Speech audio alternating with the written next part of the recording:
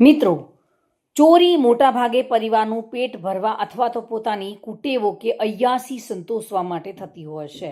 પરંતુ ચોરી બાદ ગણતરીના કલાકોમાં ઝડપાયેલા એક ચોરની કબૂલાતોથી પોલીસ સાચા અર્થમાં હેબતાઈ ગઈ હતી. ચોરી બાદ ચોરે ધાર્મિક લાગણીઓ દુભાવતા ભગવાનના ફોટા ફાડી નાખીને પોલીસને દમ હોય તો પકડી બતાવો એવો પડકાર પણ ફેંક્યો હતો. પોલીસે ગણતરીના કલાકમાં આ શબ્દો ઝીલી લઈને તેને જેલના હવાલે કર્યો છે.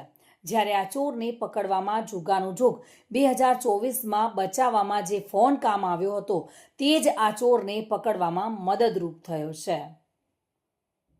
હિન્દવા ગ્રુપના કેયુર હિંમતભાઈ ખેની જુલાઈ 2024માં દ્વારિકામાં કોઈ જગ્યાએ પાણીમાં તણાયા હતા અને તે સમયે કેયુરભાઈએ આ ફોનના માધ્યમથી એનડીઆરએફનો સંપર્ક કર્યો હતો અને બાદમાં એનડીઆરએફની ટીમ અને રાજ્ય સરકારની મદદથી મહા મહેનતે તેમનું રેસ્ક્યુ થયું હતું. આ ઘટનાની યાદગીરી રૂપે તેમણે આ ફોનને પોતાના ઘરે જ રાખ્યો હતો, જે ક્યારેક તેઓ ચાર્જ કરતા હતા.